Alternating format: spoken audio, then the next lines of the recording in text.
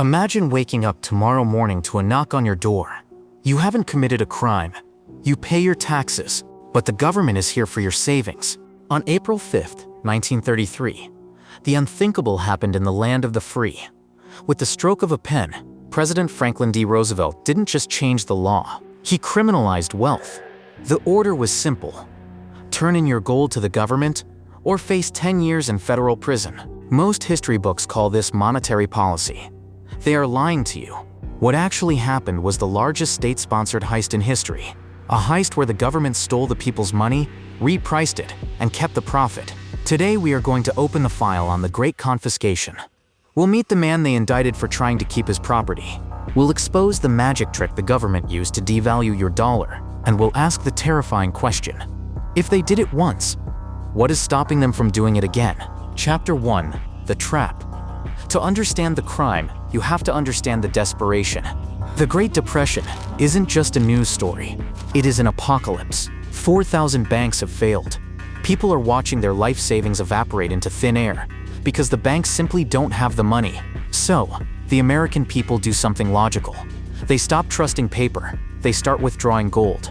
Real money, physical metal that can't go bankrupt. They hide it under floorboards, in mattresses, and in safety deposit boxes. But this logical survival strategy terrified the government. You see, the US was on the gold standard. The Federal Reserve could only print paper money if they had gold in the vault to back it up. When you took your gold home, you were draining the terrifyingly low reserves of the government. The Federal Reserve was bleeding out. They couldn't print money to stimulate the economy because the citizens were holding all the collateral. Roosevelt had a choice. He could admit the system was broken, or he could break down your door. He chose the latter. Chapter 2: The Ultimatum and the Exemptions. The order gave Americans just under 1 month. The deadline was May 1st, 1933. The threats were severe. If you were caught with more than $100 in gold coins, about 5 ounces, you were a criminal. Think about that, 5 ounces. That's the size of a smartphone. That was enough to send you to prison for a decade. But the government knew they couldn't just take it. That would look like tyranny. So they used a specific word. They called it hoarding. They weaponized patriotism. If you kept your own money, you were hurting the recovery. You were hoarding. There were exemptions, of course.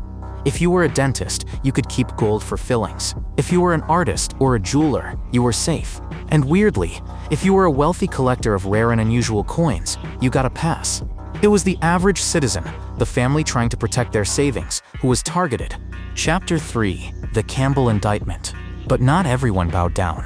Enter Frederick Barber Campbell, a New York lawyer who decided to test the Constitution. Campbell had 5,000 ounces of gold at Chase National Bank. When he tried to withdraw it, the bank said no. They were following the president's orders. Campbell didn't just complain. He sued. He argued that the executive order was unconstitutional. He argued that the president could not simply seize private property by decree. The government's response? They didn't just fight his lawsuit. They indicted him. A federal grand jury charged Campbell with hoarding. They wanted to make an example of him. While the criminal case eventually fizzled out on technicalities, the message was sent loud and clear to every other American: do not fight us. We will ruin you. Even Senator Carter Glass, a father of the Federal Reserve, was horrified. He called the act a repudiation of the government's promises. He knew that once the government broke its promise to pay in gold, the dollar was just paper. Chapter 4: The Magic Trick, the Devaluation. So, the citizens complied. They handed in millions of ounces of gold. In return, the government gave them paper cash at the official rate, 20.67 per ounce. And this is where the heist happens. This is the part they erased from your history book. Less than a year later, once the gold was safely in the government's vault and out of yours, Roosevelt passed the Gold Reserve Act of 1934. He officially raised the price of gold to $35 an ounce. Just like that. Think about the math. The government forced you to sell your gold at $20. Then, they revalued it to $35. They made a nearly 70% profit on your wealth. By raising the price of gold, they devalued the paper money they had just given you. The cash in your pocket was now worth significantly less in real terms. It was a wealth transfer of billions of dollars from the citizenry to the state, disguised as emergency relief. Conclusion: the precedent. In 1935, the Supreme Court heard the Gold Clause cases. People sued. arguing they had been robbed. And in a series of 5-4 decisions, the court largely sided with the government. They ruled that in times of emergency, the government's power to regulate money overrides your right to own it. Executive Order 6102 was eventually repealed in the 70s.